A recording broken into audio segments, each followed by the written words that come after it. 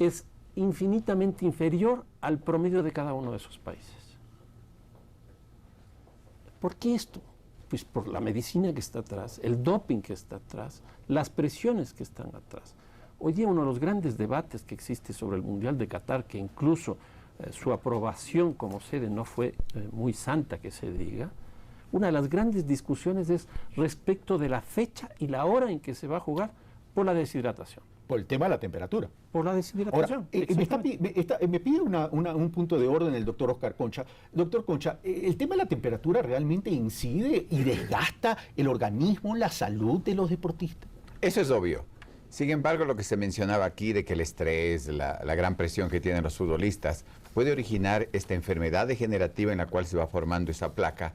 Eso determina que el volumen de la arteria vaya disminuyendo y cada vez pasa menos sangre. Pero eso definitivamente es detectable. Y aquí hemos hablado de que los exámenes se han hecho muchas veces. Eso no es una cosa que pasa de un día para otro. Es un proceso que se da a lo largo del tiempo y habría sido ya detectado. Y con el monitoreo que se realiza, pues, habría sido detectado. Es que a mí me está retumbando lo que dijo Tyron Flores, presidente de la Federación de Medicina para el Deporte. Dice, a veces puede haber fallo cardíaco, sí, puede haber insuficiencia cardíaca, pero es detectable a los exámenes. Y un jugador con tanto análisis, que no se haya detectado eso y que hoy me vengan a decir o nos vengan a decir que fue algo congénito, yo pongo un signo de interrogación, soy franco. Iván Hurtado, no, y después Patricio. Y además hay una cosa, o sea, realmente por la cantidad de dinero que pagó el club catarí, estamos hablando de que se le hizo el examen a nuestro querido Chucho unos 15 días atrás.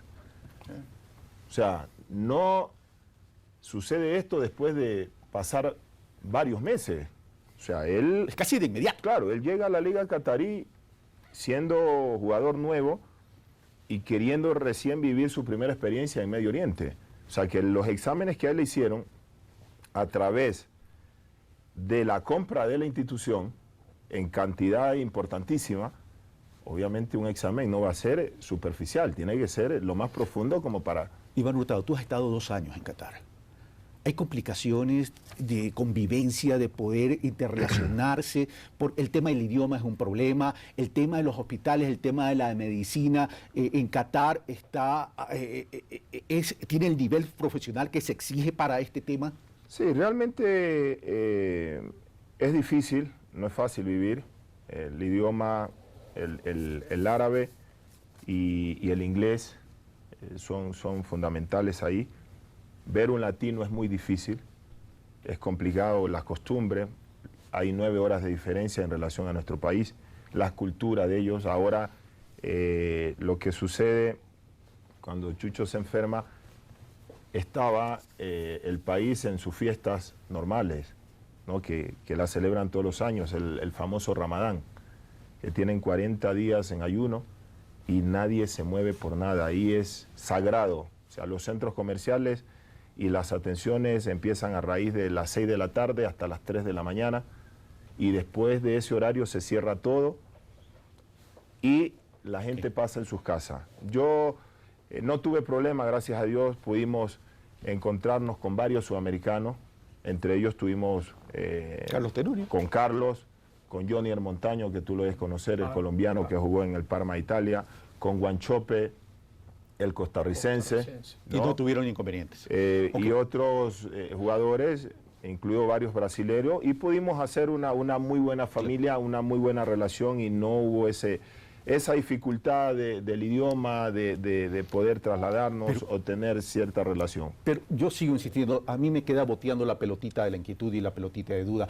Primero a Patricio y después te doy la palabra, Fernando.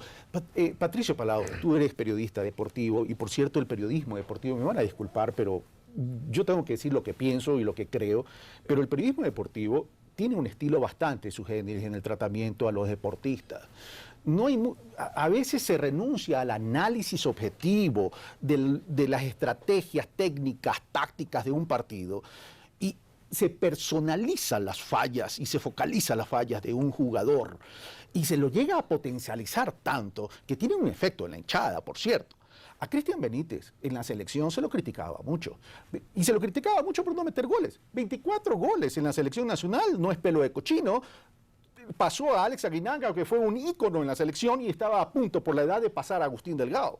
En ese sentido, ¿tú no crees, Patricio, que nos debe llevar a la reflexión también a nosotros como periodistas deportivos, en el caso de los periodismos deportivos, y vale también el análisis para el resto del periodismo, y a la hinchada, a la ciudadanía, ese tratamiento, esa interrelación con el deportista? Yo coincido, Carlos, con Iván, con Fernando, con el doctor Concha, que hubo injusticia cuando Cristian estuvo en vida y recién muchos lo están valorando ahora. Modestia aparte, siempre lo defendía en el sentido de que era casi imposible que si tenía 6 ocasiones en un partido, básicamente eliminatorias, todas las concretas. Eso es una situación, era muy, muy complicado. Los técnicos suelen decir, y aquí está Iván, que de 5, 1 debe entrar, que ese más o menos debe ser el promedio. Y en México tal vez lo querían más. Y venía esta pregunta que se hacía el aficionado y algún sector de la prensa: ¿por qué en América o en Santos Laguna, decían ellos, había una cantidad de goles importante en favor de Cristian para sus clubes, pero en la selección no era tan contundente? Bueno, yo alguna vez lo escuché decir a Reinaldo Rueda, a Fernando Suárez, a Sixto Bisueta: en los clubes, una cosa es trabajar para el técnico de clubes, que los tiene todos los días, por lo menos 6 a la semana, que para el técnico de selección, que recibe al jugador, en el caso de los del exterior, 4 o 5 días antes, el resto con un poco más de amplitud en cuanto a días de trabajo, y tiene que amalgamar a jugadores que vienen de distintos sectores, muchas horas de viaje, pocas en el caso de otros, diferentes estrategias, unos juegan con línea de 3, otros con línea de 4, distintas culturas, en fin, y es complicado. Yo creo que a momentos hubo injusticia en el tratamiento con Cristian Benítez. A mí me pareció un delantero excepcional, no era tan alto, pero con una potencia, con una explosividad, con un olfato de gol, con una percepción de área en los últimos 20, 25 metros extraordinaria. Tercer goleador en historia, luego de Agustín y Eduardo Hurtado, que a su momento también fueron duramente cuestionados. Igual que Otilino, igual que Lupo Quiñones. Hoy Marlon de Jesús. Hoy Marlon, 21 años. Voy donde Fernando Carrillo, que me pediste un punto de orden, Fernando. Sí, respecto a esto del tema médico. Yo soy arquitecto, así que soy muy especialista en cuestiones de salud. Pero estuve revisando también estadísticas, y en uno de los casos interesantes en la Argentina, respecto específicamente de esta enfermedad que fue detectada en las 2 autopsias, en la Argentina lo que se señala es que hay un problema, una patología de carácter congénita y otra que se va adquiriendo con el tiempo. Y esta adquirida, probablemente sobre la base de la congénita, la diferencia que hay entre una persona normal y un futbolista y un deportista de alta competencia es cerca del 28%.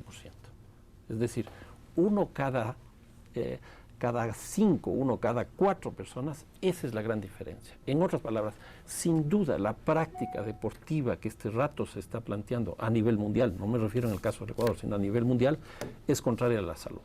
Y este caso de esta estadística es muy clara y exactamente igual a la que señalaba hace un rato de la esperanza de vida al nacer en general respecto de los campeones olímpicos. Ahora, voy de nuevo donde el doctor Concha, y discúlpeme, doctor, que insiste en este tema, pero es que es un tema delicado. Cuando se trata de la vida de un ser humano y de un ser querido, es un tema delicado. Si me ponchan acá, por favor, la muerte súbita en deportistas puede evitarse. Doctor Luis Espinosa Castillo. El doctor Luis Espinosa Castillo es médico mexicano. Y voy a leer lo siguiente para citarle y hacerle la pregunta. Debido a que 80% de los ataques cardíacos ocurren fuera de hospitales y que la atención médica tiene que realizarse de 3 a 5 minutos posteriores como máximo, el médico Luis Manuel Espinosa Castillo, jefe de laboratorio de cardiología del Centro Universitario de Ciencias de la Salud, recomienda, esto es en México, que la población en general esté capacitada para saber cómo reaccionar ante esta situación. El coordinador de la carrera de técnico superior universitario de emergencia, seguridad laboral y rescates de la Universidad de Guadalajara propone implementar el uso y el acceso al desfibrilador automático externo, el cual puede complementarse con la reanimación cardiopulmonar, pues es durante ese lapso que puede salvarse el paciente. Espinosa Castillo considera que las afectaciones cardíacas son la principal causa de muertes súbitas de los deportistas de alto rendimiento, pero agrega, los ataques cardíacos en los atletas ocurren frecuentemente por el síndrome de Brugada, una enfermedad hereditaria que afecta principalmente a jóvenes de 1 a 2 por cada 100.000 habitantes, pero también por el llamado infarto de miocardio, un músculo del corazón que obstruye las arterias. A ello se suman las complicaciones por el estrés físico que mencionaba Fernando Carrión y mental de los deportistas. Discúlpeme que lea esto, pero es importante. Los desfibriladores automáticos externos son sencillos de usar, añade Espinosa Castillo. Analizan el ritmo cardíaco de un paciente, pero también funcionan para tratar los ataques cardíacos.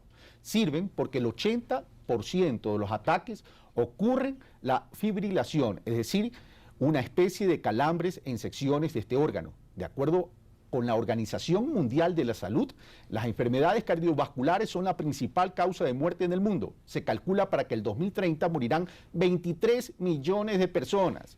En México, cada 2 minutos ocurre un ataque cardíaco, complementa Espinosa Castillo. Para él, tener disponibles desfibriladores automáticos externos puede salvar de 50 a 70% los pacientes. Más aún, doctor, si estamos hablando de deportistas de alto rendimiento, debe haber una instrucción, debe haber una educación para el deportista para tratar este tema, él y su propia familia. Doctor. En la muerte súbita, básicamente, aproximadamente el 60% de las muertes se producen por trastornos en la conducción eléctrica del latido del corazón. Es lo que nosotros llamamos arritmias o fibrilación. De ahí que la FIFA ha puesto como obligación que en todos los estadios, sitios de entrenamiento, existan desfibriladores. Permítame comentarle una cosa anecdótica. Este día miércoles, el amigo y paciente Iván Vallejo tuvo un dolor abdominal y fue directamente a una de las clínicas de nuestra ciudad. Lo primero que le hicieron fue un eco y un examen de sangre. Al determinar que no había un problema abdominal, le hicieron una tomografía, un electrocardiograma. Felizmente no resultó nada de eso y tipo 5 de la tarde con un tratamiento, él salió. Si el jugador Benítez llegó con esta patología, pudo haber seguido, debió haber seguido el mismo procedimiento y como usted lo menciona de acuerdo a ese artículo, si había alguna patología cardíaca, él inmediatamente tenía que haber sido trasladado a una unidad de cuidado coronario intensivo. Ok, y ya para terminar este bloque, quiero preguntarles algo y me responden sí o no para ir. Fernando Carrión, ¿estás conforme con el informe de la autopsia que se hizo en el Ecuador? O sea, a mí me parece que, si bien ya sabemos de qué falleció, me parece que todavía no sabemos por qué falleció. Y me parece que ese es el tema central que deberíamos debatir hoy día toda la gente que está vinculada a la medicina deportiva. Doctor Concha, ¿opina lo mismo que Fernando Carrión? Tenemos que estar de acuerdo con el informe oficial. Iván Hurtado, como deportista, ¿recibiste instrucciones de cómo enfrentar